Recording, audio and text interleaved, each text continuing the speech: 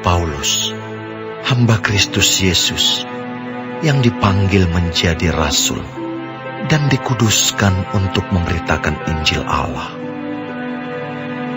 Injil itu telah dijanjikannya sebelumnya dengan perantaraan nabi-nabinya dalam kitab-kitab suci.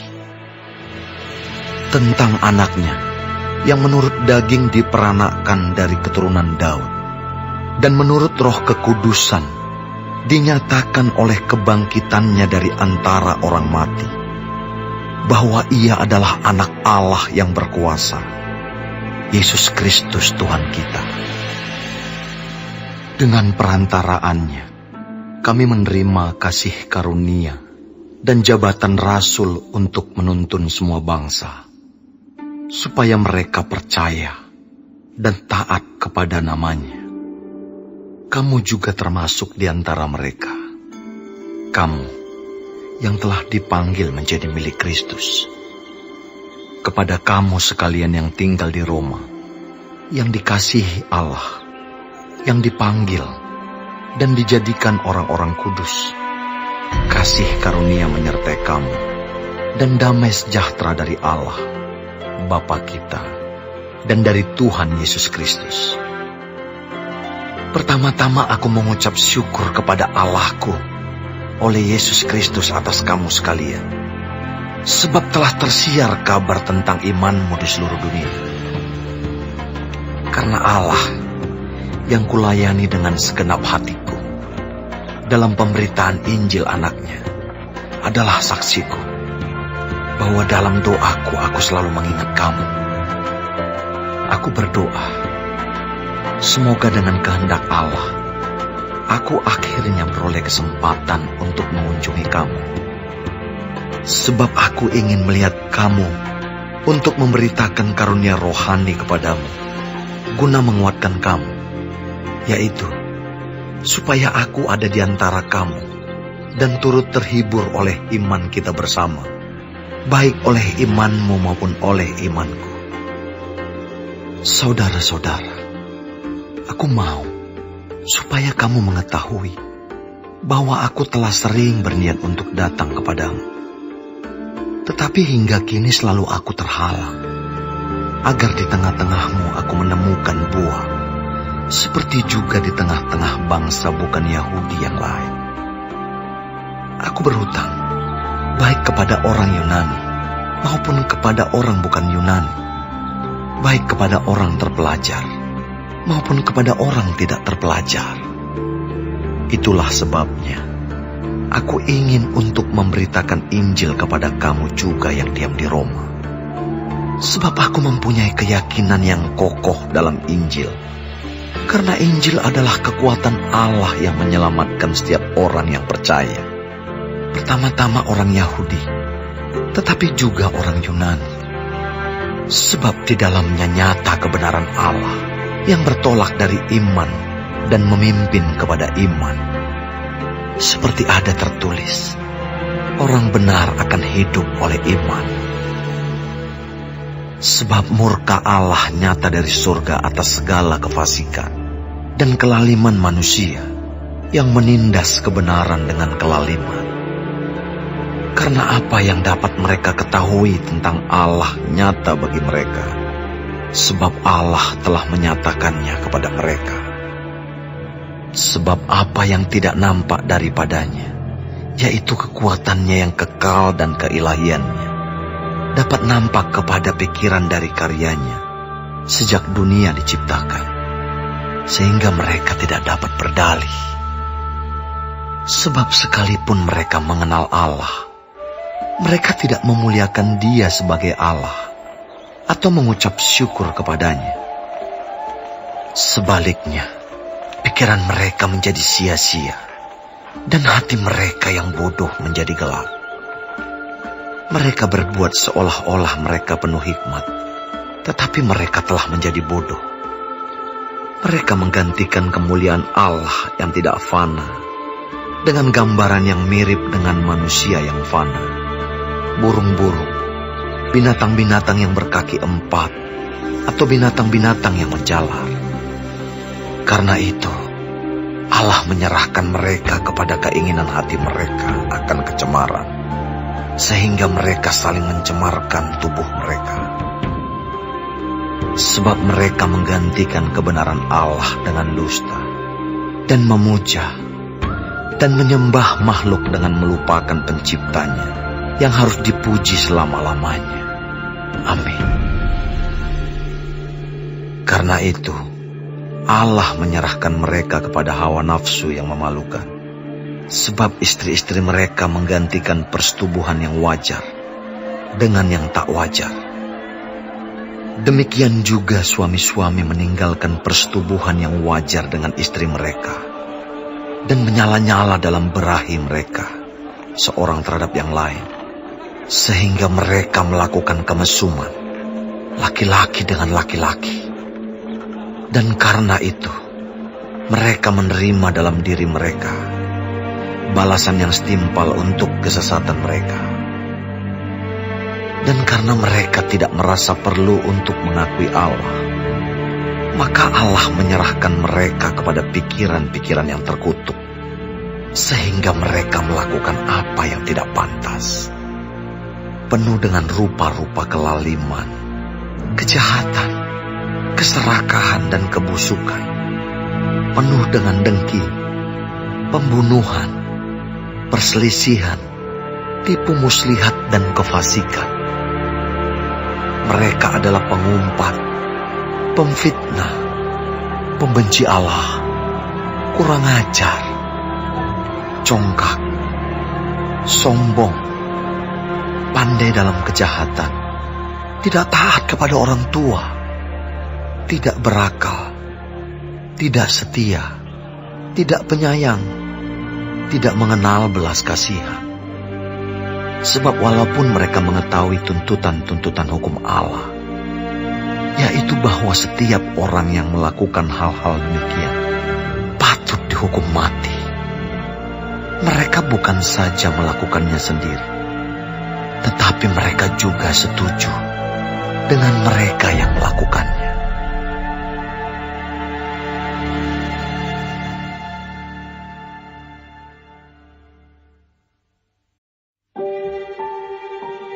Karena itu, hai manusia, siapapun juga engkau yang menghakimi orang lain, engkau sendiri tidak bebas dari salah. Sebab dalam menghakimi orang lain, engkau menghakimi dirimu sendiri. Karena engkau yang menghakimi orang lain melakukan hal-hal yang sama. Tetapi kita tahu bahwa hukuman Allah berlangsung secara jujur atas mereka yang berbuat demikian. Dan engkau, hai manusia, engkau yang menghakimi mereka yang berbuat demikian, sedangkan engkau sendiri melakukannya juga.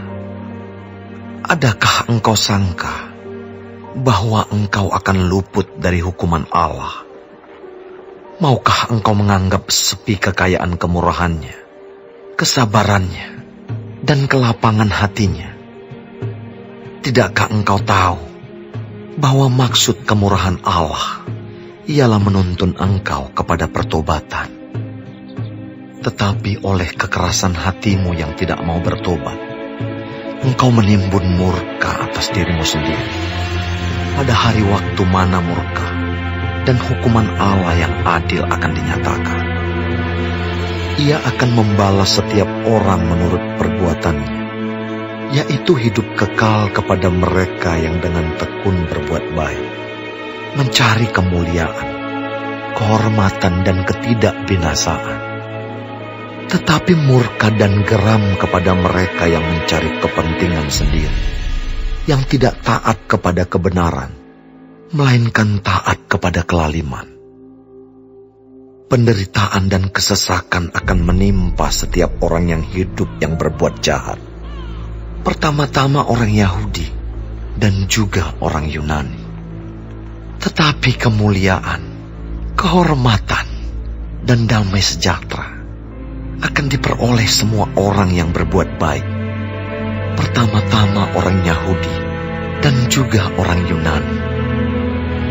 Sebab Allah tidak memandang bulu, Sebab semua orang yang berdosa tanpa hukum Taurat akan binasa tanpa hukum Taurat. Dan semua orang yang berdosa di bawah hukum Taurat akan dihakimi oleh hukum Taurat. Karena bukanlah orang yang mendengar hukum Taurat yang benar di hadapan Allah, tetapi orang yang melakukan hukum Tauratlah yang akan dibenarkan.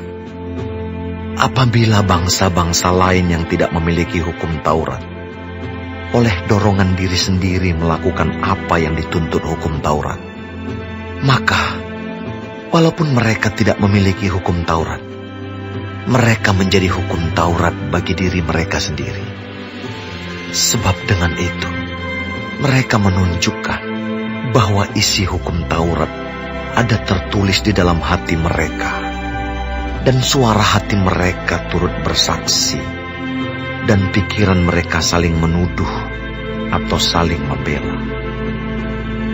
Hal itu akan nampak pada hari bila mana Allah, sesuai dengan Injil yang kuberitakan, akan menghakimi segala sesuatu yang tersembunyi dalam hati manusia oleh Kristus Yesus. Tetapi, jika kamu menyebut dirimu orang Yahudi dan bersandar kepada hukum Taurat, bermegah dalam Allah, dan tahu akan kehendaknya, dan oleh karena diajar dalam hukum Taurat, dapat tahu mana yang baik dan mana yang tidak, dan yakin bahwa engkau adalah penuntun orang buta, dan terang bagi mereka yang di dalam kegelapan, pendidik orang bodoh, dan pengajar orang yang belum dewasa. Karena dalam hukum Taurat, engkau memiliki kegenapan segala kepandaian dan kebenaran. Jadi, bagaimanakah engkau yang mengajar orang lain? Tidakkah engkau mengajar dirimu sendiri? Engkau yang mengajar, jangan mencuri. Mengapa engkau sendiri mencuri? Engkau yang berkata, jangan berzina. Mengapa engkau sendiri berzina? Engkau yang jijik akan segala berhala. Mengapa engkau sendiri merampok rumah berhala? Engkau bermegah atas hukum Taurat. Mengapa engkau sendiri menghina Allah dengan melanggar hukum Taurat itu? Seperti ada tertulis, sebab oleh karena kamulah nama Allah dihujat di antara bangsa-bangsa lain. Sunat memang ada gunanya jika engkau mentaati hukum Taurat. Tetapi jika engkau melanggar hukum Taurat, maka sunatmu tidak ada lagi gunanya. Jadi, jika orang yang tak bersunat memperhatikan tuntutan-tuntutan hukum Taurat, tidakkah ia dianggap sama dengan orang yang telah disunat? Jika demikian, maka orang yang tak bersunat, tetapi yang melakukan hukum Taurat, akan menghakimi kamu yang mempunyai hukum tertulis dan sunat, tetapi yang melanggar hukum Taurat. Sebab yang disebut Yahudi bukanlah orang yang lahiriah Yahudi, dan yang disebut sunat bukanlah sunat yang dilangsungkan secara lahiriah. Tetapi orang Yahudi sejati ialah dia yang tidak nampak keyahudiannya, dan sunat ialah sunat di dalam hati, secara rohani, bukan secara hurufiah. Maka pujian baginya datang bukan dari manusia, melainkan dari Allah.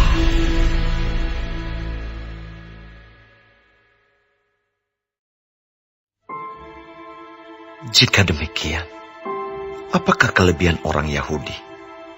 Dan apakah gunanya sunat? Banyak sekali, dan di dalam segala hal. Pertama-tama, sebab kepada merekalah dipercayakan firman Allah. Jadi bagaimana jika di antara mereka ada yang tidak setia? Dapatkah ketidaksetiaan itu membatalkan kesetiaan Allah? Sekali-kali tidak. Sebaliknya, Allah adalah benar, dan semua manusia pembohong. seperti ada tertulis, supaya engkau ternyata benar dalam segala firman-Mu dan menang jika engkau dihakimi. Tetapi jika ketidakbenaran kita menunjukkan kebenaran Allah, apakah yang akan kita katakan? Tidak adilkah Allah? Aku berkata sebagai manusia, jika Ia menampakkan murkanya? Sekali-kali tidak. Andai kata demikian, bagaimanakah Allah dapat menghakimi dunia? Tetapi jika kebenaran Allah oleh dustaku semakin melimpah bagi kemuliaannya, mengapa aku masih dihakimi lagi sebagai orang berdosa?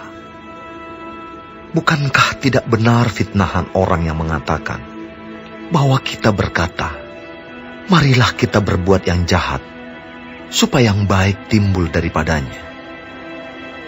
Orang semacam itu sudah selayaknya mendapat hukuman. Jadi bagaimana? Adakah kita mempunyai kelebihan daripada orang lain? Sama sekali tidak.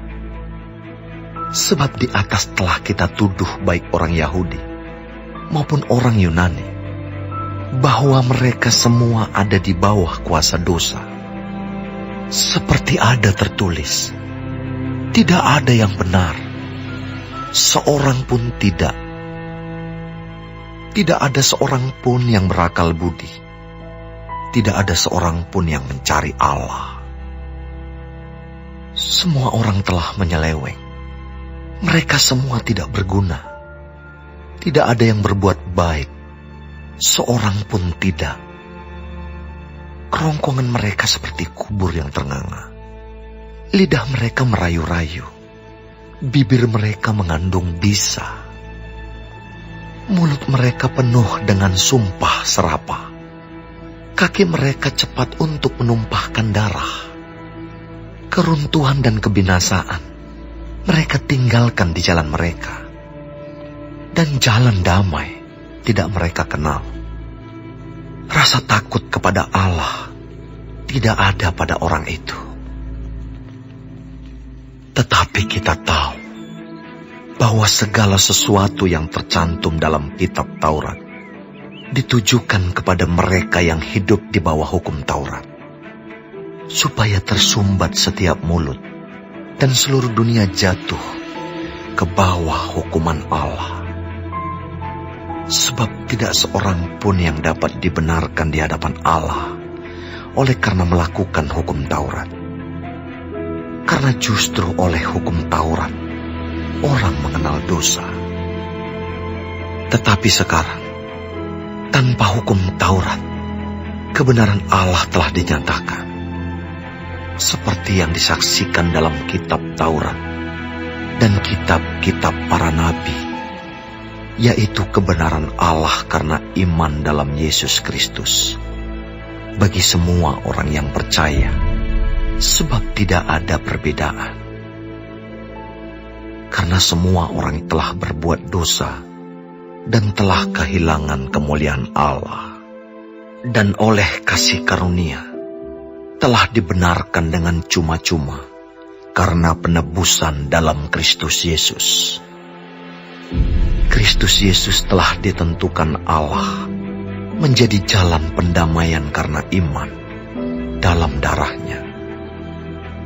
Hal ini dibuatnya untuk menunjukkan keadilannya, karena Ia telah membiarkan dosa-dosa yang telah terjadi dahulu pada masa kesabarannya. Maksudnya ialah untuk menunjukkan keadilannya pada masa ini, supaya nyata bahwa Ia benar dan juga membenarkan orang yang percaya kepada Yesus. Jika demikian, apakah dasarnya untuk bermegah? Tidak ada. Berdasarkan apa? Berdasarkan perbuatan? Tidak. Melainkan berdasarkan iman. Karena kami yakin bahwa manusia dibenarkan karena iman, dan bukan karena ia melakukan hukum Taurat. Atau adakah Allah hanya Allah orang Yahudi saja? bukankah ia juga adalah Allah bangsa-bangsa lain? Ya, benar, ia juga adalah Allah bangsa-bangsa lain. Artinya, kalau ada satu Allah yang akan membenarkan baik orang-orang bersunat karena iman, maupun orang-orang tak bersunat juga karena iman. Jika demikian, adakah kami membatalkan hukum Taurat karena iman? Sama sekali tidak. Sebaliknya, kami meneguhkannya.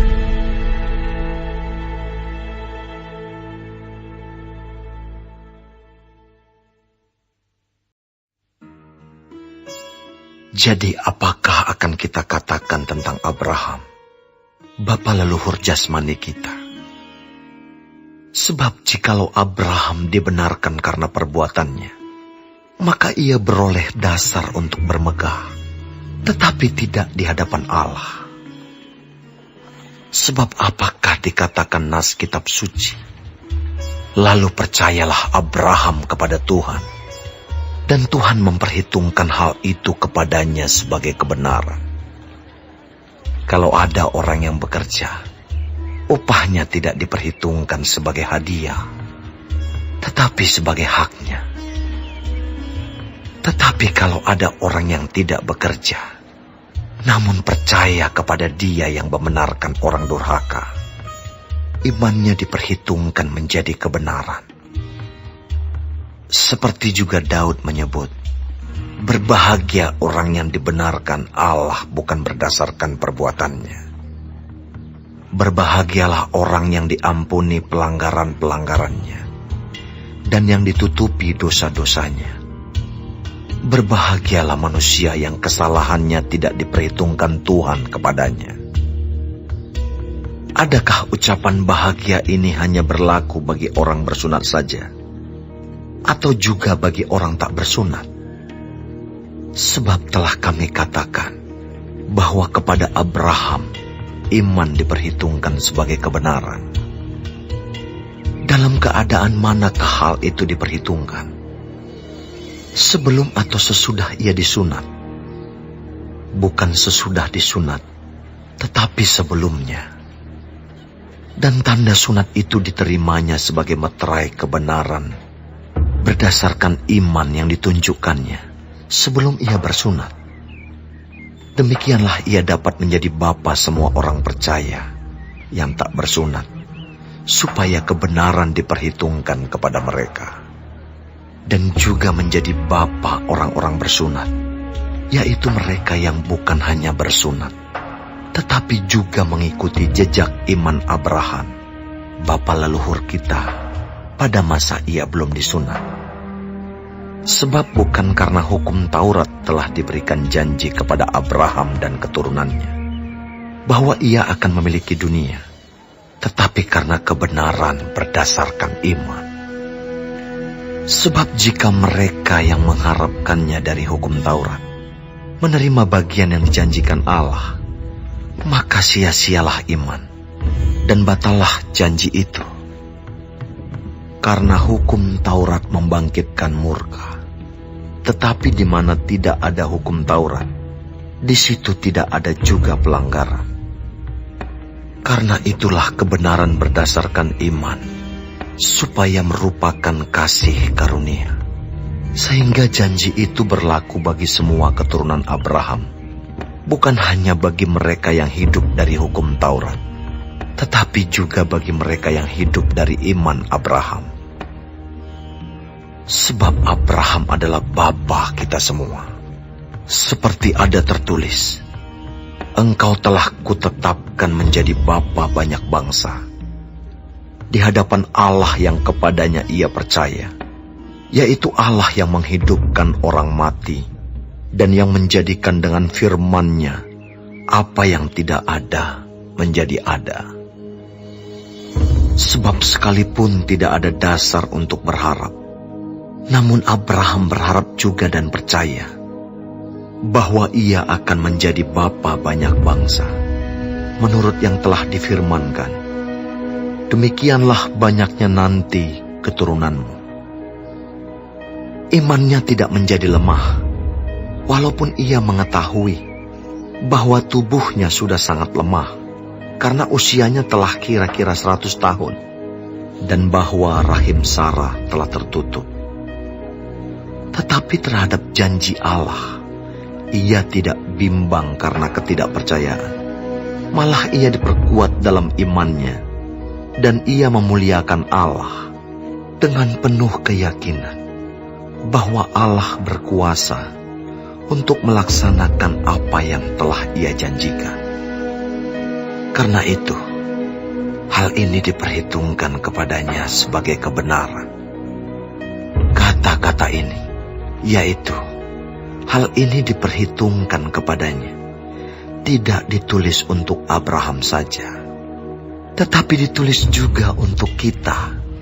Sebab kepada kita pun Allah memperhitungkannya, karena kita percaya kepada Dia yang telah membangkitkan Yesus Tuhan kita dari antara orang mati, yaitu Yesus yang telah diserahkan karena pelanggaran kita dan dibangkitkan karena pembenaran kita.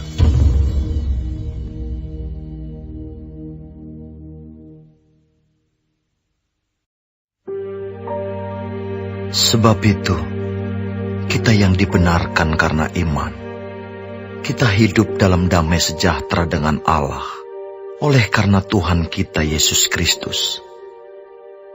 Oleh Dia, kita juga beroleh jalan masuk oleh iman kepada kasih karunia ini.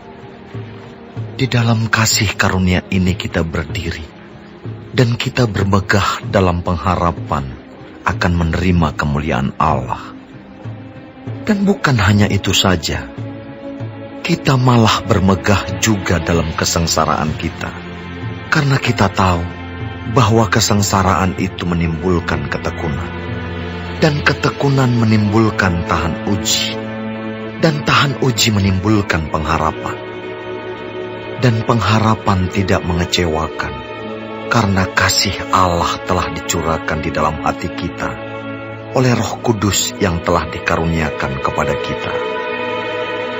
Karena waktu kita masih lemah, Kristus telah mati untuk kita orang-orang durhaka pada waktu yang ditentukan oleh Allah.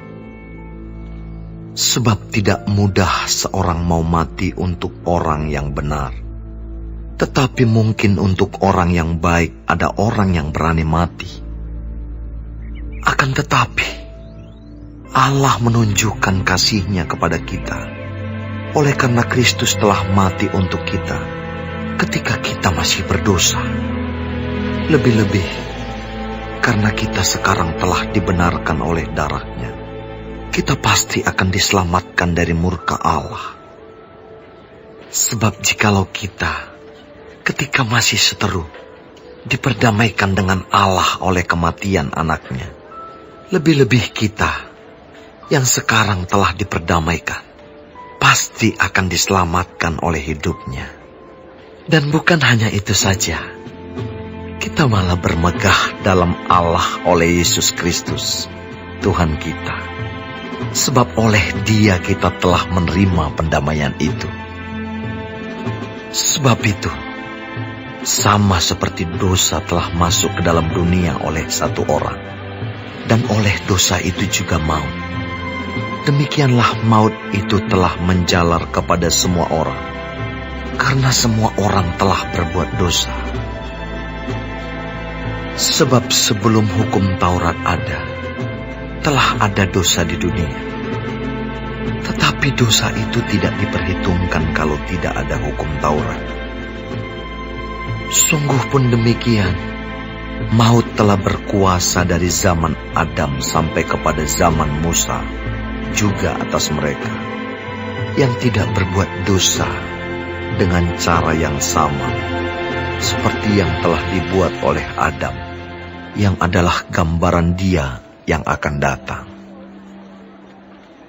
Tetapi karunia Allah tidaklah sama dengan pelanggaran Adam. Sebab jika karena pelanggaran satu orang semua orang telah jatuh di dalam kuasa maut, Jauh lebih besar lagi kasih karunia Allah dan karunia-Nya yang dilimpahkannya atas semua orang karena satu orang, yaitu Yesus Kristus. Dan kasih karunia tidak berimbangan dengan dosa satu orang. Sebab penghakiman atas satu pelanggaran itu telah mengakibatkan penghukuman.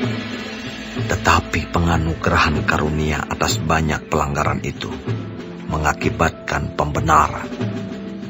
Sebab jika oleh dosa satu orang, maut telah berkuasa oleh satu orang itu, maka lebih benar lagi mereka yang telah menerima kelimpahan kasih karunia dan anugerah kebenaran akan hidup dan berkuasa oleh karena satu orang itu, yaitu Yesus Kristus. Sebab itu, sama seperti oleh satu pelanggaran, semua orang beroleh penghukuman. Demikian pula oleh satu perbuatan kebenaran, semua orang beroleh pembenaran untuk hidup. Jadi sama seperti oleh ketidaktaatan satu orang, semua orang telah menjadi orang berdosa. Demikian pula oleh ketaatan satu orang, semua orang menjadi orang benar. Tetapi hukum Taurat ditambahkan, supaya pelanggaran menjadi semakin banyak. Dan di mana dosa bertambah banyak, di sana kasih karunia menjadi berlimpah-limpah. Supaya sama seperti dosa berkuasa dalam alam maut, demikian kasih karunia akan berkuasa oleh kebenaran untuk hidup yang kekal, oleh Yesus Kristus, Tuhan kita.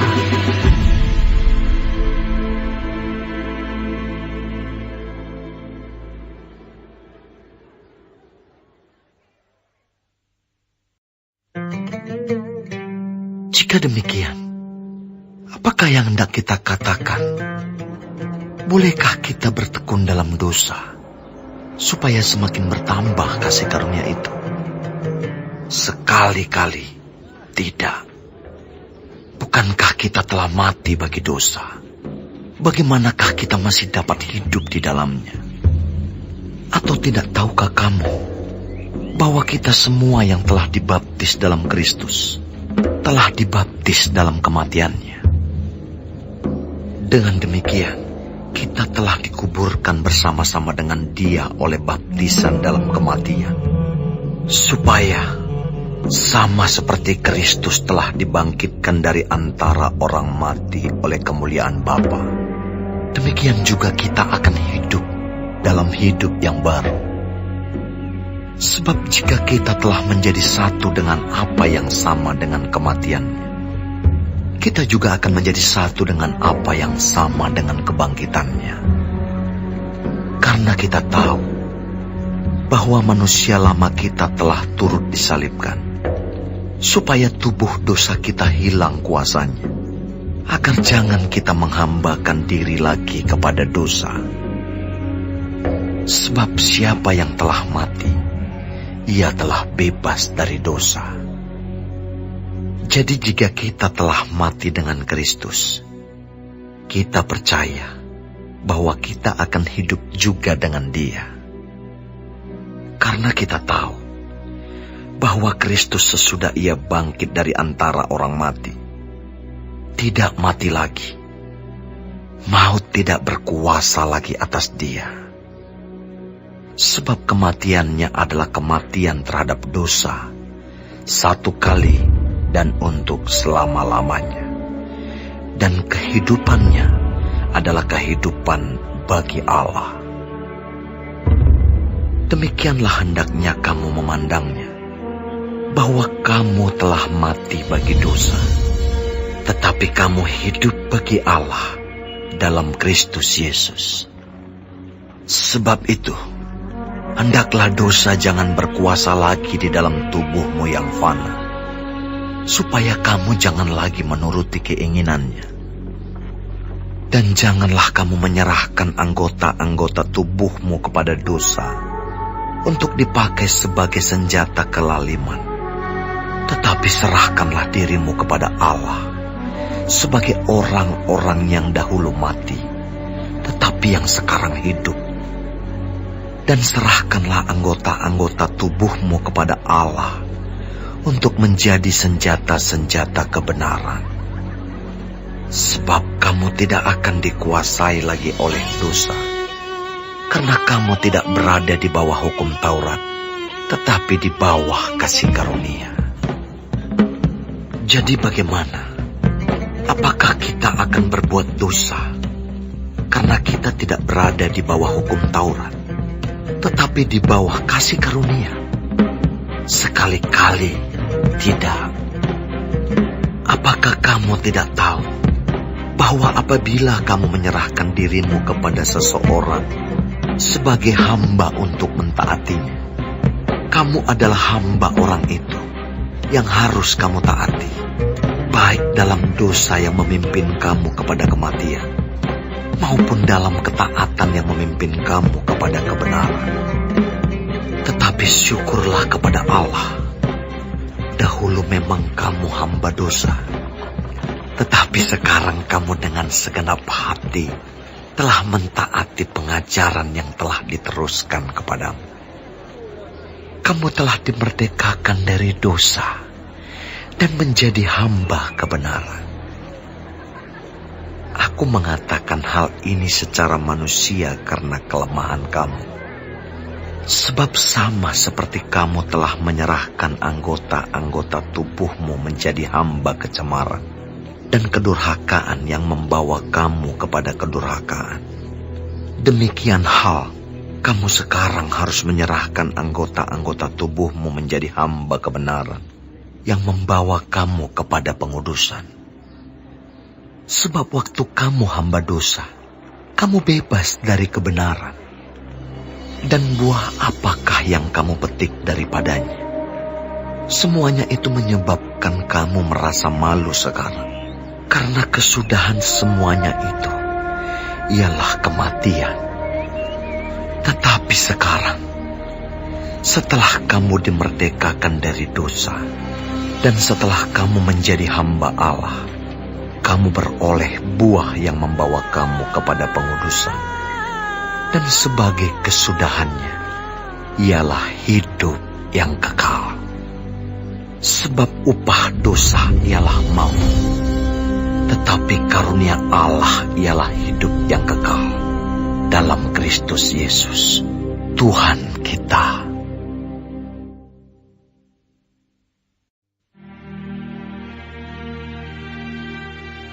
Apakah kamu tidak tahu, saudara-saudara? Sebab aku berbicara kepada mereka yang mengetahui hukum, bahwa hukum berkuasa atas seseorang selama orang itu hidup. Sebab seorang istri terikat oleh hukum kepada suaminya selama suaminya itu hidup. Akan tetapi apabila suaminya itu mati, bebaslah ia dari hukum yang mengikatnya kepada suaminya itu.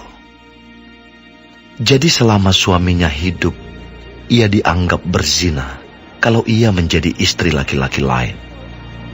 Tetapi jika suaminya telah mati, ia bebas dari hukum, sehingga ia bukanlah berzina kalau ia menjadi istri laki-laki lain. Sebab itu saudara-saudaraku, kamu juga telah mati bagi hukum Taurat oleh tubuh Kristus, supaya kamu menjadi milik orang lain, yaitu milik Dia yang telah dibangkitkan dari antara orang mati, agar kita berbuah bagi Allah. Sebab waktu kita masih hidup di dalam daging, hawa nafsu dosa yang dirangsang oleh hukum Taurat bekerja dalam anggota-anggota tubuh kita, agar kita berbuah bagi maut. Tetapi sekarang kita telah dibebaskan dari hukum Taurat, sebab kita telah mati bagi Dia yang mengurung kita, sehingga kita sekarang melayani dalam keadaan baru menurut roh, dan bukan dalam keadaan lama menurut huruf hukum Taurat. Jika demikian, apakah yang hendak kita katakan? Apakah hukum Taurat itu dosa? Sekali-kali tidak. Sebaliknya, Justru oleh hukum Taurat aku telah mengenal dosa. Karena aku juga tidak tahu apa itu keinginan. Kalau hukum Taurat tidak mengatakan, jangan mengingini. Tetapi dalam perintah itu, dosa mendapat kesempatan untuk membangkitkan di dalam diriku rupa-rupa keinginan. Sebab tanpa hukum Taurat, dosa mati. Dahulu aku hidup tanpa hukum Taurat. Akan tetapi sesudah datang perintah itu, dosa mulai hidup. Sebaliknya aku mati. Dan perintah yang seharusnya membawa kepada hidup, ternyata bagiku justru membawa kepada kematian. Sebab dalam perintah itu, dosa mendapat kesempatan untuk menipu aku. Dan oleh perintah itu, ia membunuh aku. Jadi, hukum Taurat adalah kudus. Dan perintah itu juga adalah kudus, benar dan baik. Jika demikian, adakah yang baik itu menjadi kematian bagiku? Sekali-kali tidak. Tetapi supaya nyata bahwa ia adalah dosa, maka dosa mempergunakan yang baik untuk mendatangkan kematian bagiku, supaya oleh perintah itu dosa lebih nyata lagi keadaannya sebagai dosa. Sebab kita tahu bahwa hukum Taurat adalah rohani, tetapi aku bersifat daging, terjual di bawah kuasa dosa. Sebab apa yang aku perbuat, aku tidak tahu. Karena bukan apa yang kukendaki yang aku perbuat, tetapi apa yang aku benci, itulah yang aku perbuat. Jadi jika aku perbuat apa yang tidak aku kehendaki, aku menyetujui bahwa hukum Taurat itu baik. Kalau demikian, bukan aku lagi yang memperbuatnya, tetapi dosa yang ada di dalam aku. Sebab aku tahu bahwa di dalam aku, yaitu di dalam aku sebagai manusia, tidak ada sesuatu yang baik. Sebab kehendak memang ada di dalam aku, tetapi bukan hal berbuat apa yang baik. Sebab bukan apa yang aku kehendaki, yaitu yang baik yang aku perbuat, melainkan apa yang tidak aku kehendaki, yaitu yang jahat yang aku perbuat.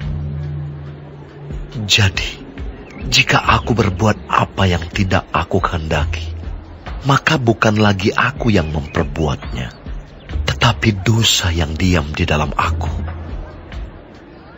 Demikianlah aku dapati hukum ini. Jika aku menghendaki berbuat apa yang baik, yang jahat itu ada padaku. Sebab di dalam batinku, aku suka akan hukum Allah.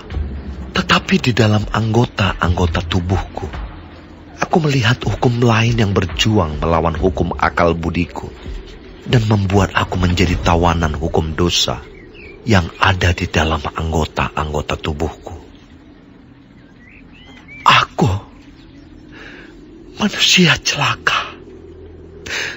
Siapakah yang akan melepaskan aku dari tubuh maut ini? Syukur kepada Allah oleh Yesus Kristus Tuhan kita. Jadi, dengan akal budiku aku melayani hukum Allah, tetapi dengan tubuh insaniku, aku melayani hukum dosa.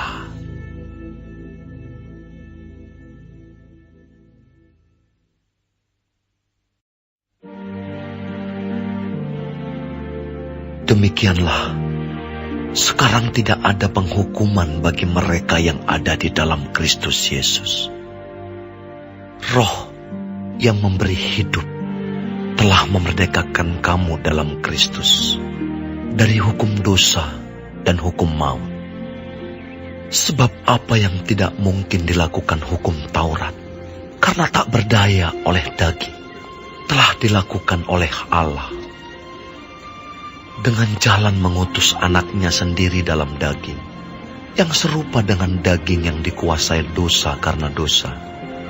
Ia telah menjatuhkan hukuman atas dosa di dalam daging, supaya tuntutan hukum Taurat digenapi di dalam kita, yang tidak hidup menurut daging, tetapi menurut Roh. Sebab mereka yang hidup menurut daging memikirkan hal-hal yang dari daging. Mereka yang hidup menurut Roh memikirkan hal-hal yang dari Roh. Karena keinginan daging adalah maut, tetapi keinginan Roh adalah hidup dan damai sejahtera. Sebab keinginan daging adalah perseteruan terhadap Allah, karena ia tidak takluk kepada hukum Allah. Hal ini memang tidak mungkin baginya. Mereka yang hidup dalam daging tidak mungkin berkenan kepada Allah. Tetapi kamu tidak hidup dalam daging, melainkan dalam Roh, jika memang Roh Allah diam di dalam kamu. Tetapi jika orang tidak memiliki Roh Kristus, ia bukan milik Kristus. Tetapi jika Kristus ada di dalam kamu, maka tubuh memang mati karena dosa, tetapi roh adalah kehidupan oleh karena kebenaran. Dan jika roh Dia yang telah membangkitkan Yesus dari antara orang mati diam di dalam kamu, maka Ia yang telah membangkitkan Kristus Yesus dari antara orang mati akan menghidupkan juga tubuhmu yang fana itu oleh Roh-Nya yang diam di dalam kamu. Jadi, saudara-saudara, kita adalah orang berhutang, tetapi bukan kepada daging, supaya hidup menurut daging. Sebab, jika kamu hidup menurut daging, kamu akan mati. Tetapi jika oleh Roh, kamu mematikan perbuatan-perbuatan tubuhmu, kamu akan hidup. Semua orang yang dipimpin Roh Allah adalah anak Allah. Sebab kamu tidak menerima roh perbudakan yang membuat kamu menjadi takut lagi. Tetapi kamu telah menerima Roh yang menjadikan kamu anak Allah. Oleh Roh itu kita berseru, "Ya Abba, ya Bapa." Roh itu bersaksi bersama-sama dengan roh kita bahwa kita adalah anak-anak Allah.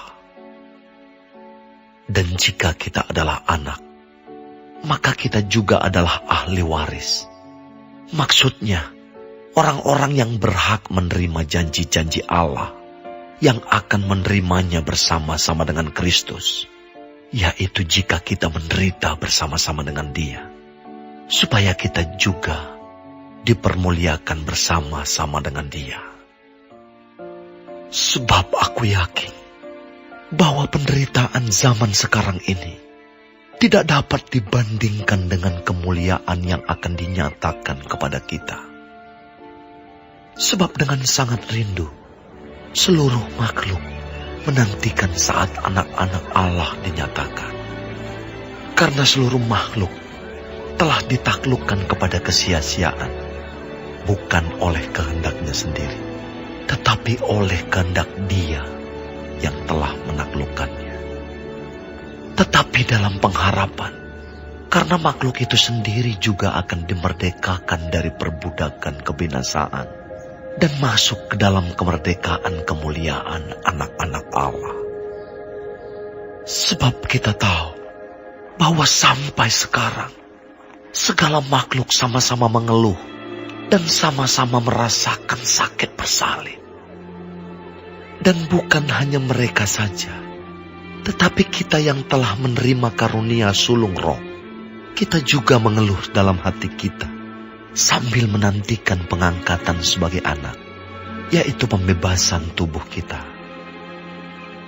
Sebab kita diselamatkan dalam pengharapan. Tetapi pengharapan yang dilihat bukan pengharapan lagi. Sebab bagaimana orang masih mengharapkan apa yang dilihatnya? Tetapi jika kita mengharapkan apa yang tidak kita lihat, kita menantikannya dengan tekun. Demikian juga Roh membantu kita dalam kelemahan kita. Sebab kita tidak tahu bagaimana sebenarnya harus berdoa. Tetapi Roh sendiri berdoa untuk kita kepada Allah dengan keluhan-keluhan yang tidak terucapkan. Dan Allah yang menyelidiki hati nurani mengetahui maksud Roh itu, yaitu bahwa Ia sesuai dengan kehendak Allah berdoa untuk orang-orang kudus. Kita tahu sekarang bahwa Allah turut bekerja dalam segala sesuatu untuk mendatangkan kebaikan bagi mereka yang mengasihi Dia, yaitu bagi mereka yang terpanggil sesuai dengan rencana Allah. Sebab semua orang yang dipilihnya dari semula, mereka juga ditentukannya dari semula untuk menjadi serupa dengan gambaran anaknya, supaya Ia, anaknya itu, menjadi yang sulung di antara banyak saudara. Dan mereka yang ditentukannya dari semula, mereka itu juga dipanggilnya. Dan mereka yang dipanggilnya, mereka itu juga dibenarkannya. Dan mereka yang dibenarkannya, mereka itu juga dimuliakannya. Sebab itu, apakah yang akan kita katakan tentang semuanya itu? Jika Allah di pihak kita, siapakah yang akan melawan kita? Ia yang tidak menyayangkan anaknya sendiri, tetapi yang menyerahkannya bagi kita semua. Bagaimanakah mungkin Ia tidak mengaruniakan segala sesuatu kepada kita bersama-sama dengan Dia? Siapakah yang akan menggugat orang-orang pilihan Allah? Allah yang membenarkan mereka. Siapakah yang akan menghukum mereka? Kristus Yesus yang telah mati, bahkan lebih lagi, yang telah bangkit, yang juga duduk di sebelah kanan Allah, yang malah menjadi pembela bagi kita. Siapakah yang akan memisahkan kita dari kasih Kristus? Penindasan atau kesesakan, atau penganiayaan, atau kelaparan, atau ketelanjangan, atau bahaya, atau pedang? Seperti ada tertulis, oleh karena Engkau kami ada dalam bahaya maut sepanjang hari. Kami telah dianggap sebagai domba-domba sembelihan.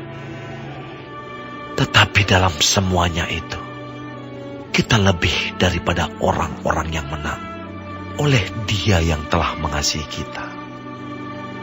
Sebab aku yakin bahwa baik maut maupun hidup, baik malaikat-malaikat maupun pemerintah-pemerintah, baik yang ada sekarang maupun yang akan datang, atau kuasa-kuasa, baik yang di atas maupun yang di bawah, ataupun sesuatu makhluk lain, tidak akan dapat memisahkan kita dari kasih Allah yang ada dalam Kristus Yesus, Tuhan kita.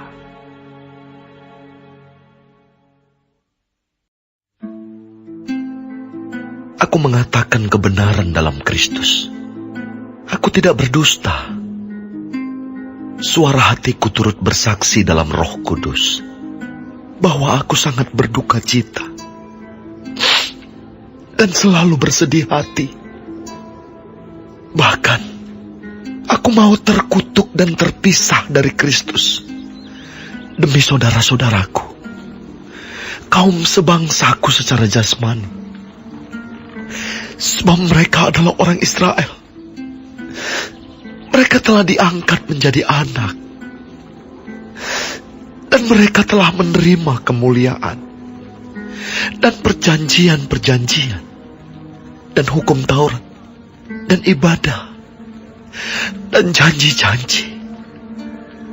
Mereka adalah keturunan bapa-bapa leluhur yang menurunkan Mesias dalam keadaannya sebagai manusia, yang ada di atas segala sesuatu, Ia adalah Allah yang harus dipuji sampai selama-lamanya.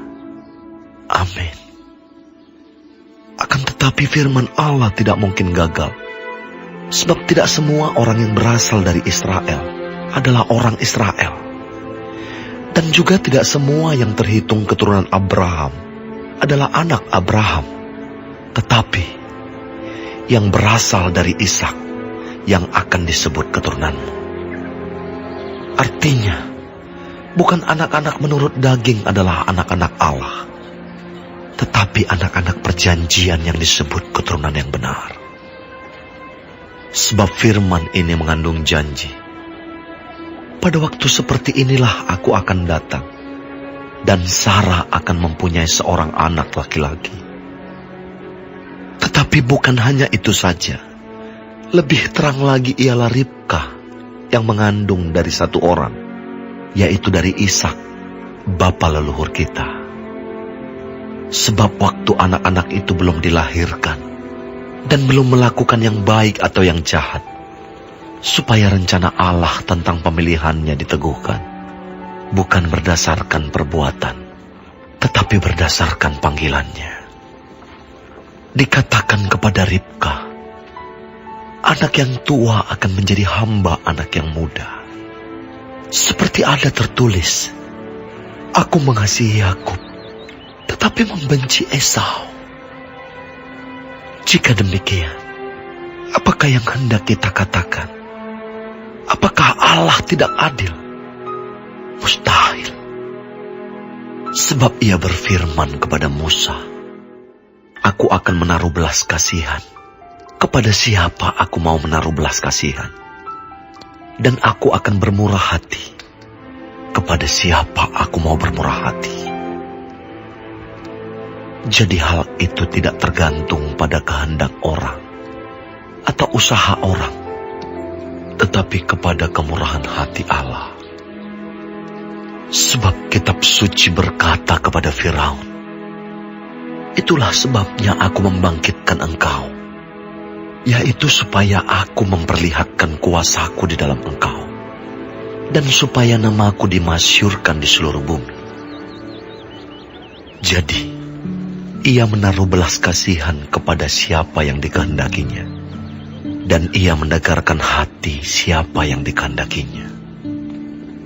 Sekarang, kamu akan berkata kepadaku, jika demikian, apalagi yang masih disalahkannya? Sebab siapa yang menentang kehendaknya? Siapakah kamu, hai manusia, maka kamu membantah Allah? Dapatkah yang dibentuk berkata kepada yang membentuknya, mengapakah engkau membentuk aku demikian? Apakah tukang periuk tidak mempunyai hak atas tanah liatnya, untuk membuat dari gumpal yang sama suatu benda, untuk dipakai guna tujuan yang mulia, dan suatu benda lain untuk dipakai guna tujuan yang biasa?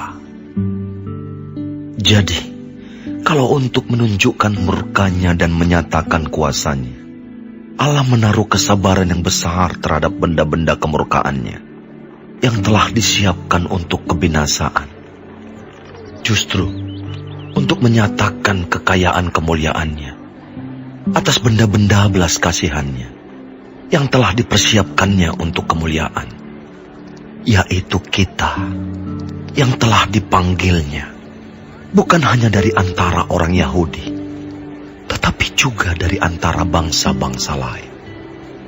Seperti yang difirmankannya juga dalam kitab Nabi Hosea, yang bukan umatku akan kusebut umatku, dan yang bukan kekasih, kekasih.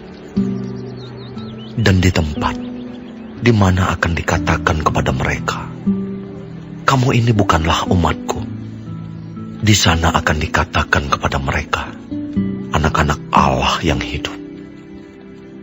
Dan Yesaya berseru tentang Israel, sekalipun jumlah anak Israel seperti pasir di laut, namun hanya sisanya akan diselamatkan.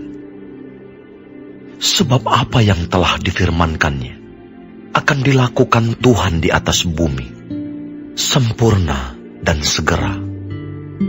Dan seperti yang dikatakan Yesaya sebelumnya, seandainya Tuhan semesta alam tidak meninggalkan pada kita keturunan, kita sudah menjadi seperti Sodom dan sama seperti Gomora. Jika demikian, apakah yang hendak kita katakan?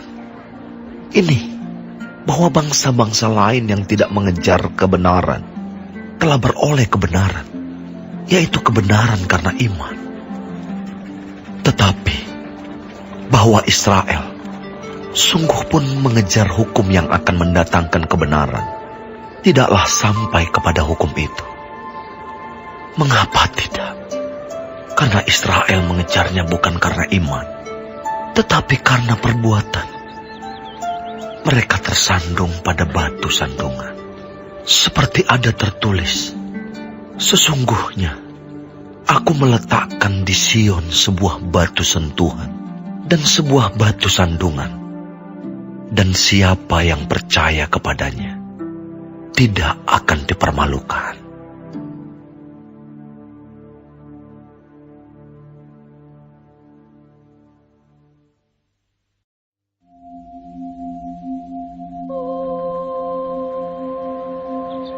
Saudara-saudara, keinginan hatiku dan doaku kepada Tuhan ialah supaya mereka diselamatkan.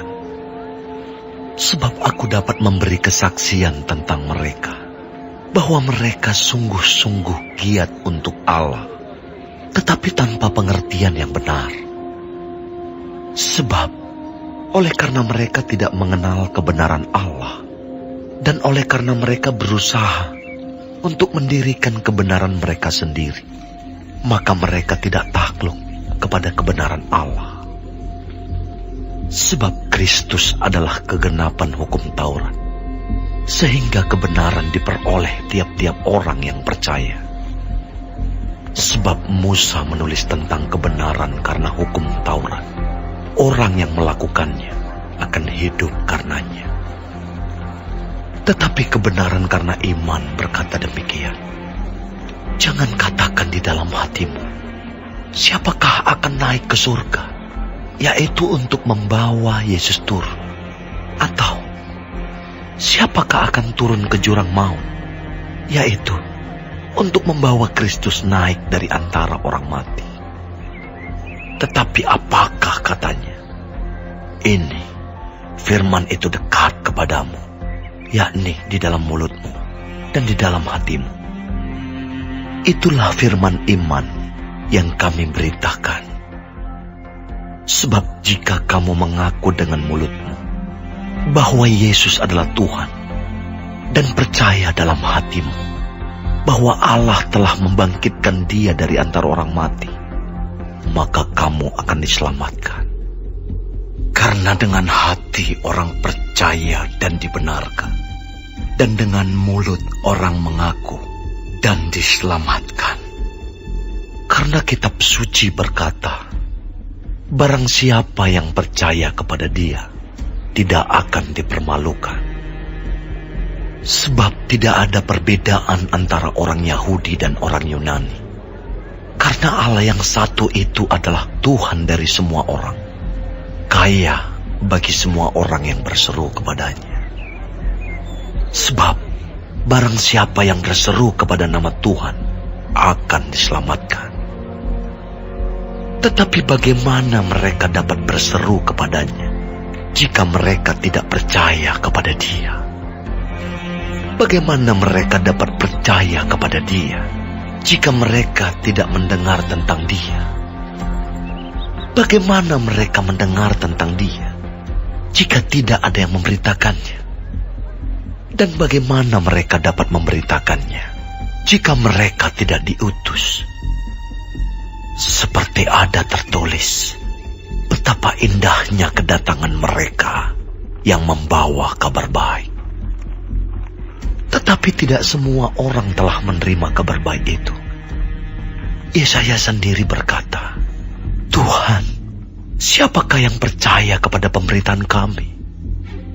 Jadi, iman timbul dari pendengaran, dan pendengaran oleh firman Kristus. Tetapi aku bertanya, adakah mereka tidak mendengarnya? Memang mereka telah mendengarnya. Suara mereka sampai ke seluruh dunia, dan perkataan mereka sampai ke ujung bumi. Tetapi aku bertanya, adakah Israel menanggapnya? Pertama-tama Musa berkata, aku menjadikan kamu cemburu terhadap orang-orang yang bukan umat, dan membangkitkan amarahmu terhadap bangsa yang bebal.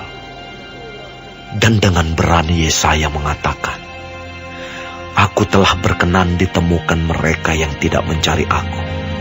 Aku telah menampakkan diri kepada mereka yang tidak menanyakan aku.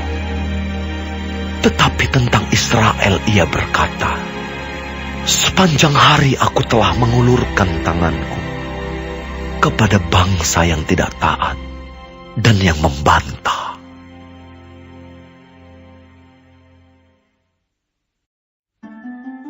Maka aku bertanya, adakah Allah mungkin telah menolak umatnya? Sekali-kali tidak. Karena aku sendiri pun orang Israel, dari keturunan Abraham, dari suku Benyamin. Allah tidak menolak umatnya yang dipilihnya. Ataukah kamu tidak tahu apa yang dikatakan kitab suci tentang Elia waktu ia mengadukan Israel kepada Allah? Tuhan, nabi-nabimu telah mereka bunuh. Mesbah-mesbahmu telah mereka runtuhkan. Hanya aku seorang dirilah yang masih hidup, dan mereka ingin mencabut nyawaku. Tetapi bagaimanakah firman Allah kepadanya? Aku masih meninggalkan 7.000 orang bagiku, yang tidak pernah sujud menyembah Baal. Demikian juga pada waktu ini, ada tinggal suatu sisa menurut pilihan kasih karunia. Tetapi jika hal itu terjadi karena kasih karunia, maka bukan lagi karena perbuatan.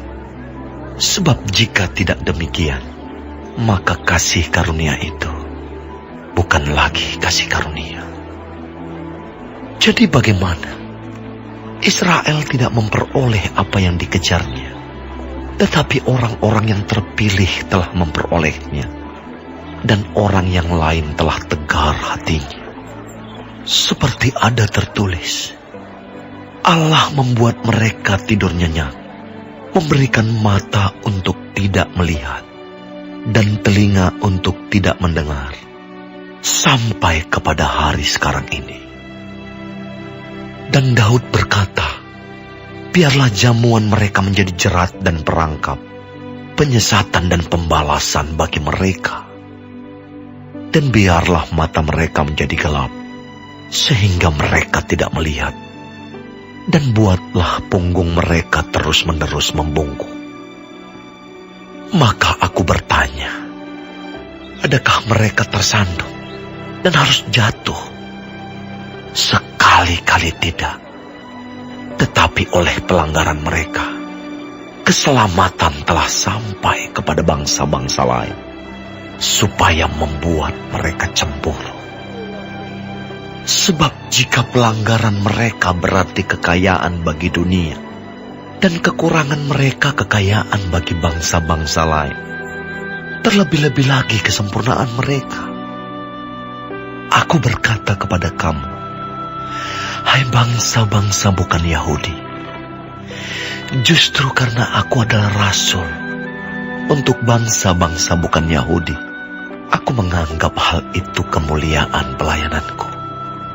Yaitu, kalau aku dapat membangkitkan cemburu di dalam hati kaum sebangsaku menurut daging, dan dapat menyelamatkan beberapa orang dari mereka. Sebab jika penolakan mereka berarti perdamaian bagi dunia, dapatkah penerimaan mereka mempunyai arti lain daripada hidup dari antara orang mati? Jikalau roti sulung adalah kudus, maka seluruh adonan juga kudus. Dan jikalau akar adalah kudus, maka cabang-cabang juga kudus. Karena itu, apabila beberapa cabang telah dipatahkan, dan kamu sebagai tunas liar telah dicangkokkan di antaranya, dan turut mendapat bagian dalam akar pohon zaitun yang penuh getah, janganlah kamu bermegah terhadap cabang-cabang itu. Jikalau kamu bermegah, ingatlah bahwa bukan kamu yang menopang akar itu, melainkan akar itu yang menopang kamu. Mungkin kamu akan berkata, ada cabang-cabang yang dipatahkan, supaya aku dicangkokkan di antaranya sebagai tunas. Baiklah, mereka dipatahkan karena ketidakpercayaan mereka, dan kamu tegak tercacak karena iman. Janganlah kamu sombong, tetapi takutlah. Sebab kalau Allah tidak menyayangkan cabang-cabang asli, Ia juga tidak akan menyayangkan kamu. Sebab itu, perhatikanlah kemurahan Allah dan juga kekerasannya, yaitu kekerasan atas orang-orang yang telah jatuh, tetapi atas kamu kemurahannya, yaitu jika kamu tetap dalam kemurahannya. Jika tidak, kamu pun akan dipotong juga. Tetapi mereka pun akan dicangkokkan kembali, jika mereka tidak tetap dalam ketidakpercayaan mereka. Sebab Allah berkuasa untuk mencangkokkan mereka kembali. Sebab jika kamu telah dipotong sebagai cabang dari pohon zaitun liar, dan bertentangan dengan keadaanmu itu, kamu telah dicangkokkan pada pohon zaitun sejati. Terlebih lagi mereka ini, yang menurut asal mereka akan dicangkokkan pada pohon zaitun mereka sendiri. Sebab, saudara-saudara, supaya kamu jangan menganggap dirimu pandai, aku mau agar kamu mengetahui rahasia ini. Sebagian dari Israel telah menjadi tegar sampai jumlah yang penuh dari bangsa-bangsa lain telah masuk. Dengan jalan demikian, seluruh Israel akan diselamatkan. Seperti ada tertulis, dari Sion akan datang penebus. Ia akan menyingkirkan segala kefasikan daripada Yakub. Dan inilah perjanjianku dengan mereka, apabila aku menghapuskan dosa mereka. Mengenai Injil, mereka adalah seteru Allah oleh karena kamu. Tetapi mengenai pilihan, mereka adalah kekasih Allah oleh karena nenek moyang. Sebab Allah tidak menyesali kasih karunia dan panggilannya. Sebab sama seperti kamu, dahulu tidak taat kepada Allah, tetapi sekarang beroleh kemurahan oleh ketidaktaatan mereka. Demikian juga mereka sekarang tidak taat, supaya oleh kemurahan yang telah kamu peroleh, mereka juga akan beroleh kemurahan. Sebab Allah telah mengurung semua orang dalam ketidaktaatan, supaya Ia dapat menunjukkan kemurahannya atas mereka semua. Oh, alangkah dalamnya kekayaan, hikmat, dan pengetahuan Allah. Sungguh tak terselidiki keputusan-keputusannya, dan sungguh tak terselami jalan-jalannya. Sebab, siapakah yang mengetahui pikiran Tuhan? Atau siapakah yang pernah menjadi penasihatnya? Atau siapakah yang pernah memberikan sesuatu kepadanya, sehingga ia harus menggantikannya? Sebab segala sesuatu adalah dari Dia, dan oleh Dia, dan kepada Dia. Bagi Dialah kemuliaan sampai selama-lamanya.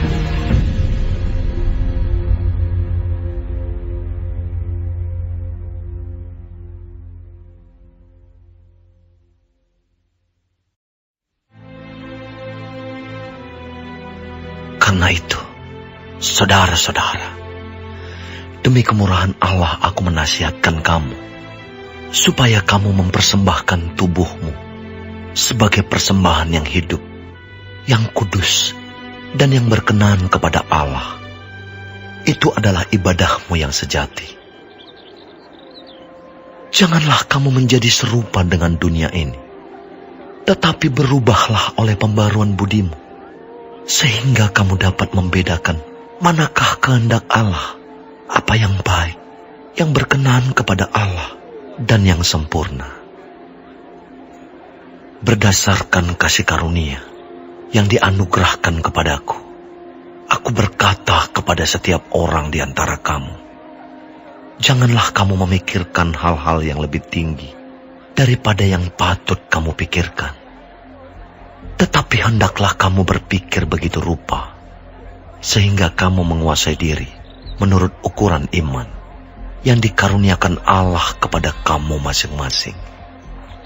Sebab sama seperti pada satu tubuh, kita mempunyai banyak anggota, tetapi tidak semua anggota itu mempunyai tugas yang sama. Demikian juga kita, walaupun banyak, adalah satu tubuh di dalam Kristus, tetapi kita masing-masing adalah anggota yang seorang terhadap yang lain. Demikianlah kita mempunyai karunia yang berlain-lainan, menurut kasih karunia yang dianugerahkan kepada kita. Jika karunia itu adalah bernubuat, baiklah kita melakukannya sesuai dengan iman kita. Jika karunia untuk melayani, baiklah kita melayani. Jika karunia untuk mengajar, baiklah kita mengajar. Jika karunia untuk menasihati, baiklah kita menasihati. Siapa yang membagi-bagikan sesuatu, hendaklah ia melakukannya dengan hati yang ikhlas. Siapa yang memberi pimpinan, hendaklah ia melakukannya dengan rajin. Siapa yang menunjukkan kemurahan, hendaklah ia melakukannya dengan sukacita. Hendaklah kasih itu jangan pura-pura. Jauhilah yang jahat, dan lakukanlah yang baik. Hendaklah kamu saling mengasihi sebagai saudara, dan saling mendahului dalam memberi hormat. Janganlah hendaknya kerajinanmu kendor. Biarlah rohmu menyala-nyala, dan layanilah Tuhan. Bersukacitalah dalam pengharapan, sabarlah dalam kesesakan, dan bertekunlah dalam doa. Bantulah dalam kekurangan orang-orang kudus, dan usahakanlah dirimu untuk selalu memberikan tumpangan. Berkatilah siapa yang menganiaya kamu. Berkatilah dan jangan mengutuk. Bersukacitalah dengan orang yang bersukacita, dan menangislah dengan orang yang menangis. Hendaklah kamu sehati sepikir dalam hidupmu bersama. Janganlah kamu memikirkan perkara-perkara yang tinggi, tetapi arahkanlah dirimu kepada perkara-perkara yang sederhana. Janganlah menganggap dirimu pandai. Janganlah membalas kejahatan dengan kejahatan. Lakukanlah apa yang baik bagi semua orang, sedapat-dapatnya. Kalau hal itu bergantung padamu, hiduplah dalam perdamaian dengan semua orang. Saudara-saudaraku yang kekasih, janganlah kamu sendiri menuntut pembalasan, tetapi berilah tempat kepada murka Allah. Sebab ada tertulis, pembalasan itu adalah hakku. Akulah yang akan menuntut pembalasan, firman Tuhan. Tetapi jika seterumu lapar, berilah dia makan. Jika ia haus, berilah dia minum. Dengan berbuat demikian, kamu menumpukan bara api di atas kepalanya. Janganlah kamu kalah terhadap kejahatan, tetapi kalahkanlah kejahatan dengan kebaikan.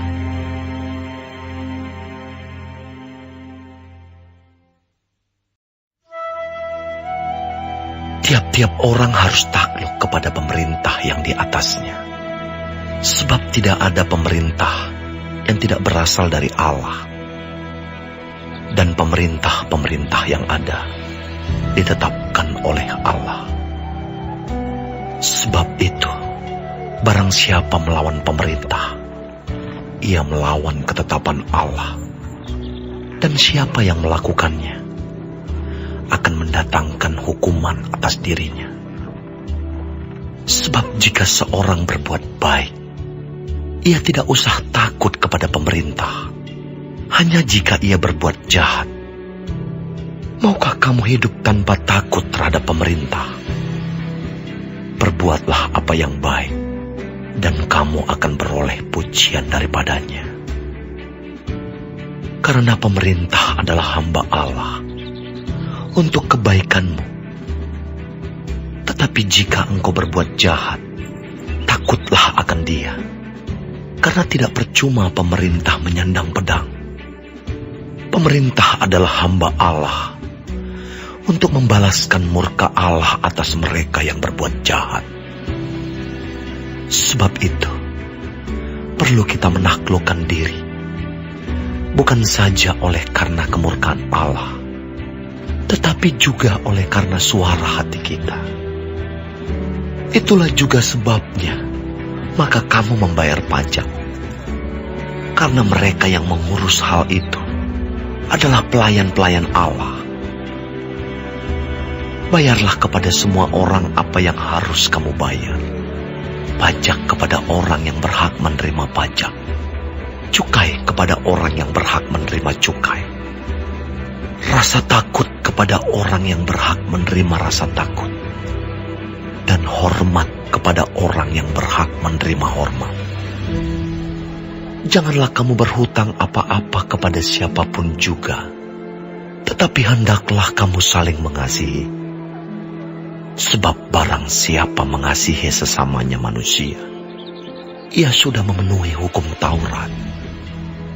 Karena firman, jangan berzina, jangan membunuh, jangan mencuri, jangan mengingini, dan firman lain manapun juga sudah tersimpul dalam firman ini, yaitu, kasihilah sesamamu manusia seperti dirimu sendiri.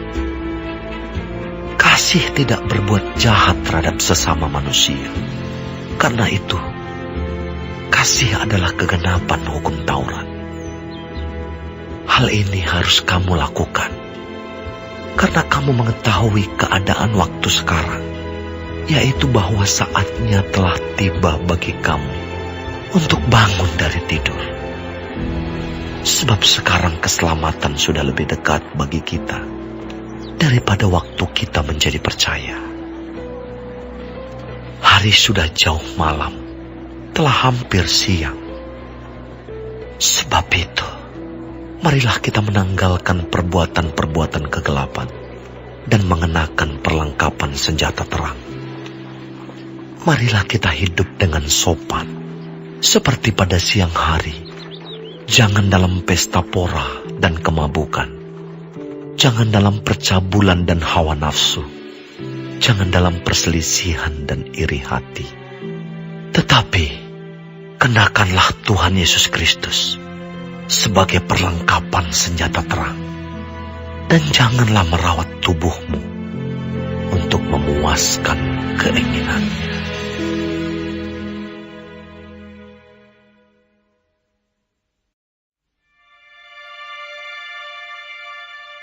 Terimalah orang yang lemah imannya, tanpa mempercakapkan pendapatnya.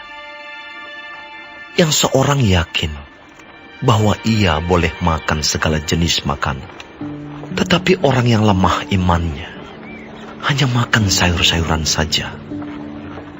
Siapa yang makan, janganlah menghina orang yang tidak makan. Dan siapa yang tidak makan, janganlah menghakimi orang yang makan. Sebab Allah telah menerima orang itu. Siapakah kamu, sehingga kamu menghakimi hamba orang lain? Entahkah ia berdiri, entahkah ia jatuh, itu adalah urusan tuannya sendiri. Tetapi ia akan tetap berdiri, karena Tuhan berkuasa menjaga dia terus berdiri. yang seorang menganggap hari yang satu lebih penting daripada hari yang lain. Tetapi yang lain menganggap semua hari sama saja. Hendaklah setiap orang benar-benar yakin dalam hatinya sendiri. Siapa yang berpegang pada suatu hari yang tertentu, ia melakukannya untuk Tuhan. Dan siapa makan, ia melakukannya untuk Tuhan. Sebab ia mengucap syukur kepada Allah. Dan siapa tidak makan, ia melakukannya untuk Tuhan, dan ia juga mengucap syukur kepada Allah. Sebab tidak ada seorang pun di antara kita yang hidup untuk dirinya sendiri, dan tidak ada seorang pun yang mati untuk dirinya sendiri. Sebab jika kita hidup untuk Tuhan, dan jika kita mati untuk Tuhan. Jadi baik hidup atau mati, kita adalah milik Tuhan.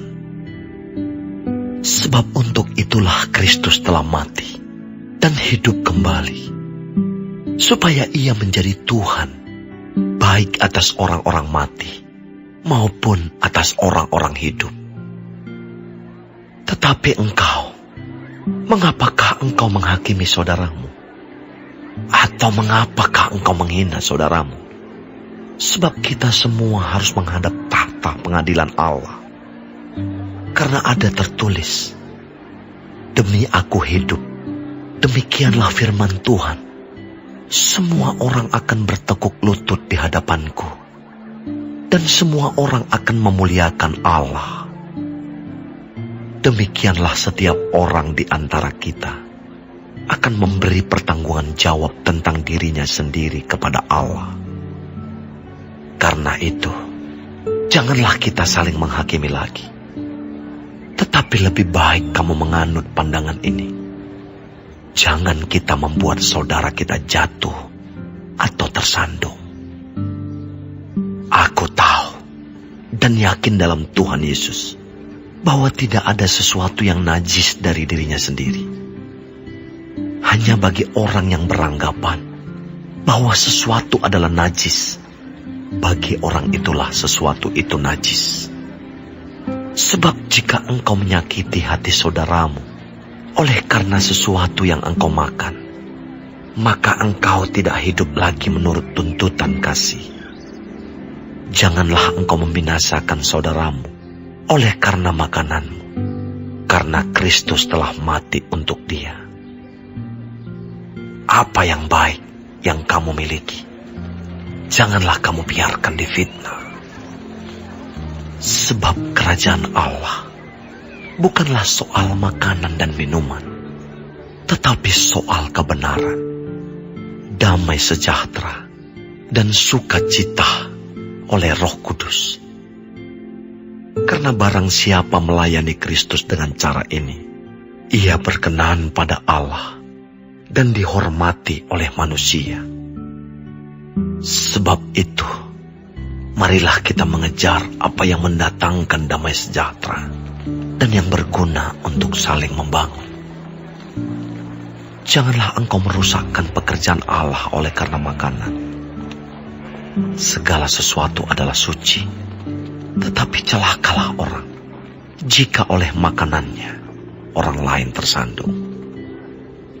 Baiklah engkau jangan makan daging atau minum anggur, atau sesuatu yang menjadi batu sandungan untuk saudaramu. Berpeganglah pada keyakinan yang engkau miliki itu, bagi dirimu sendiri di hadapan Allah.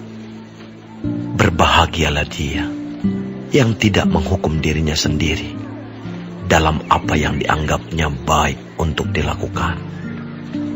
Tetapi barang siapa yang bimbang kalau ia makan, ia telah dihukum, karena ia tidak melakukannya berdasarkan iman.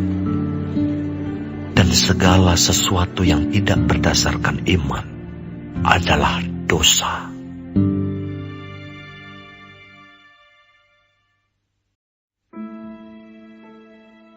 Kita yang kuat wajib menanggung kelemahan orang yang tidak kuat, Dan jangan kita mencari kesenangan kita sendiri.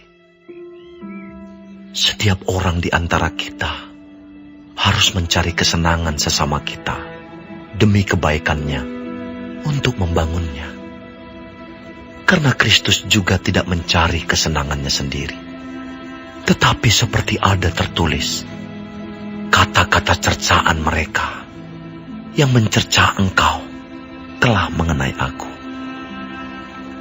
Sebab segala sesuatu yang ditulis dahulu telah ditulis untuk menjadi pelajaran bagi kita, supaya kita teguh berpegang pada pengharapan oleh ketekunan dan penghiburan dari kitab suci. Semoga Allah yang adalah sumber ketekunan dan penghiburan mengaruniakan kerukunan kepada kamu sesuai dengan kehendak Kristus Yesus, sehingga dengan satu hati dan satu suara kamu memuliakan Allah dan Bapa Tuhan kita, Yesus Kristus. Sebab itu, terimalah satu akan yang lain, sama seperti Kristus juga telah menerima kita untuk kemuliaan Allah. Yang aku maksudkan ialah bahwa oleh karena kebenaran Allah, Kristus telah menjadi pelayan orang-orang bersunat untuk mengokohkan janji yang telah diberikannya kepada nenek moyang kita, dan untuk memungkinkan bangsa-bangsa supaya mereka memuliakan Allah karena rahmat-Nya. Seperti ada tertulis, sebab itu aku akan memuliakan engkau di antara bangsa-bangsa dan menyanyikan mazmur bagi namamu.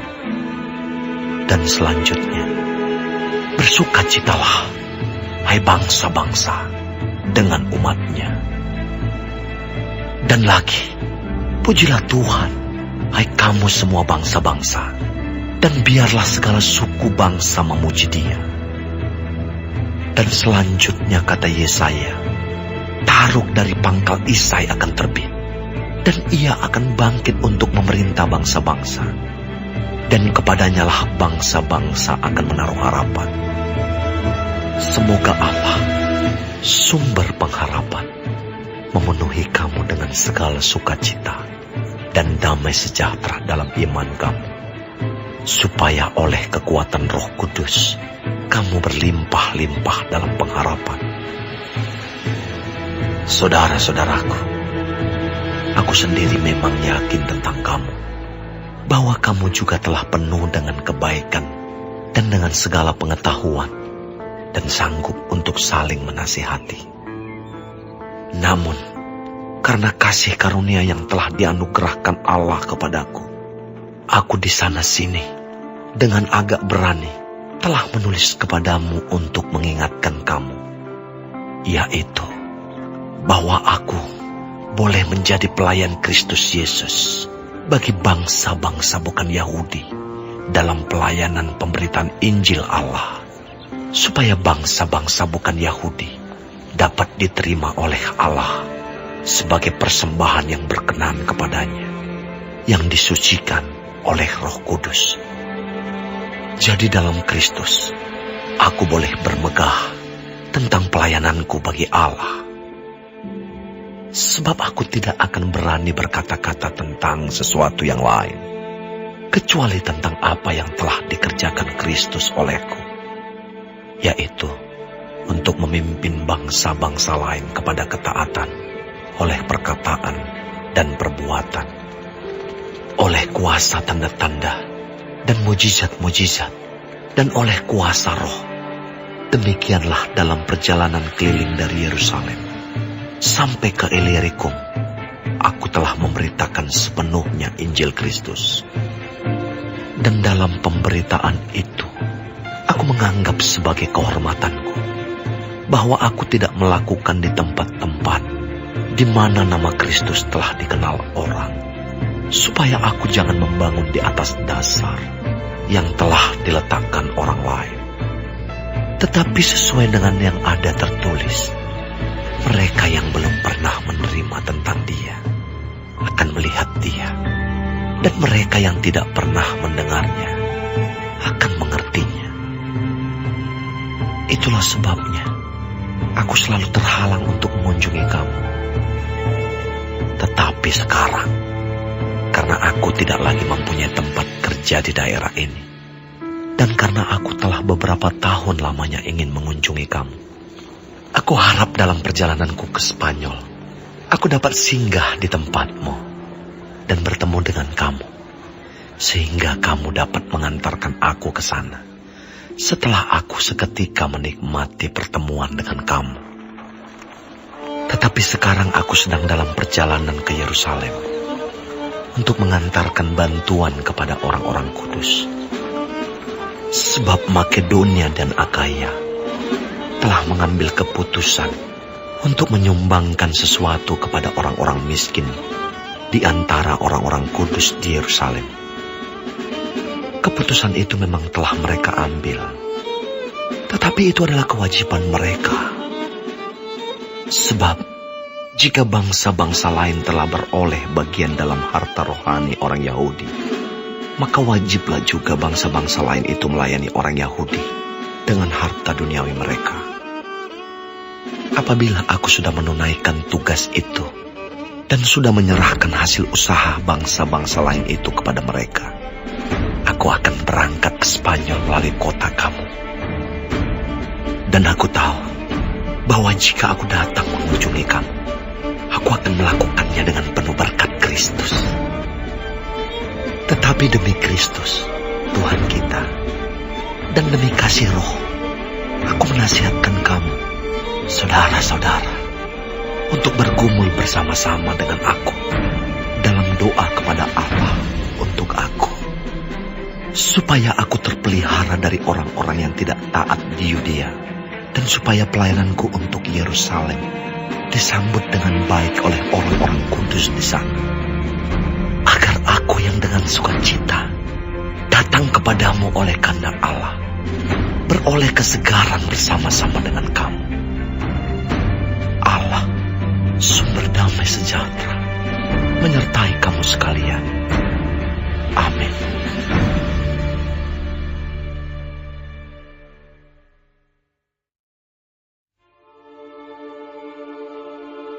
Aku meminta perhatianmu terhadap Febe, saudari kita yang melayani jemaat di Kengkrea, supaya kamu menyambut dia dalam Tuhan, sebagaimana seharusnya bagi orang-orang kudus.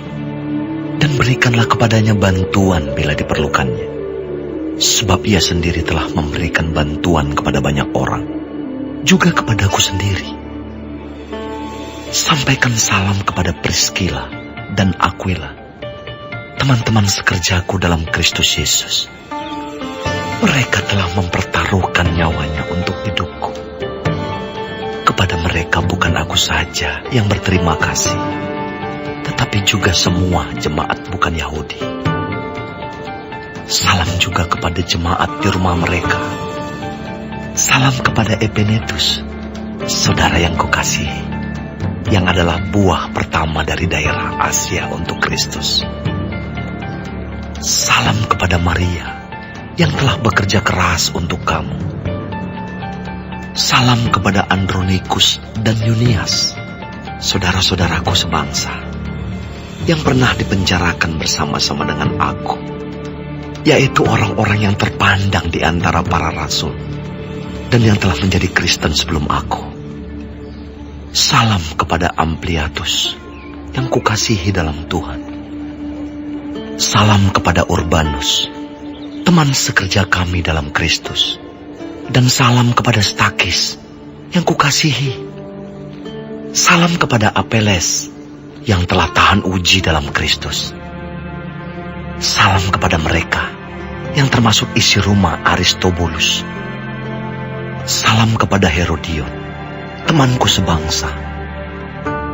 Salam kepada mereka yang termasuk isi rumah Narkisus, yang ada dalam Tuhan. Salam kepada Trivena dan Trifosa, yang bekerja membanting tulang dalam pelayanan Tuhan. Salam kepada Persis, yang kukasihi, yang telah bekerja membanting tulang dalam pelayanan Tuhan.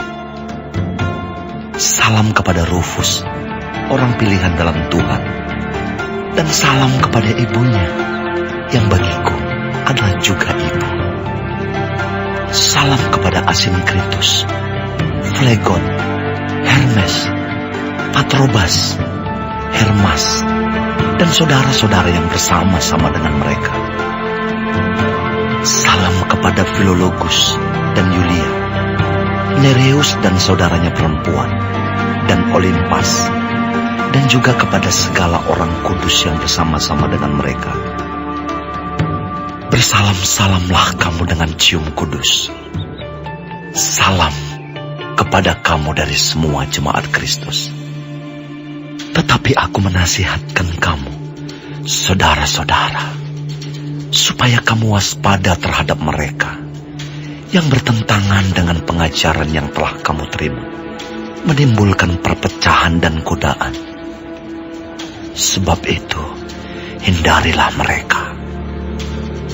Sebab orang-orang demikian tidak melayani Kristus, Tuhan kita, tetapi melayani perut mereka sendiri. Dan dengan kata-kata mereka yang muluk-muluk, dan dengan bahasa mereka yang manis, mereka menipu orang-orang yang tulus hatinya. Kabar tentang ketaatanmu telah terdengar oleh semua orang. Sebab itu aku bersuka cita tentang kamu.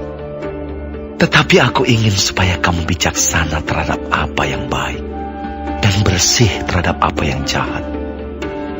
Semoga Allah, sumber damai sejahtera, segera akan menghancurkan iblis di bawah kakimu. Kasih karunia Yesus, Tuhan kita, menyertai kamu. Salam kepada kamu dari Timotius, temanku sekerja, dan dari Lukius, Yason, dan Sosipater, teman-temanku sebangsa. Salam dalam Tuhan kepada kamu dari Tertius, yaitu aku yang menulis surat ini. Salam kepada kamu dari Gaius, yang memberi tumpangan kepadaku dan kepada seluruh jemaat. Salam kepada kamu dari Erastus, bendahara negeri, dan dari Quartus, saudara kita. Kasih karunia Yesus Kristus, Tuhan kita, menyertai kamu sekalian. Amin. Bagi Dia yang berkuasa menguatkan kamu, menurut Injil yang kumasyurkan dan pemberitaan tentang Yesus Kristus, sesuai dengan pernyataan rahasia yang didiamkan berabad-abad lamanya, tetapi yang sekarang telah dinyatakan, dan yang menurut perintah Allah yang abadi telah diberitakan oleh kitab-kitab para nabi kepada segala bangsa untuk membimbing mereka kepada ketaatan iman. Bagi Dia, satu-satunya Allah yang penuh hikmat, oleh Yesus Kristus, segala kemuliaan sampai selama-lamanya.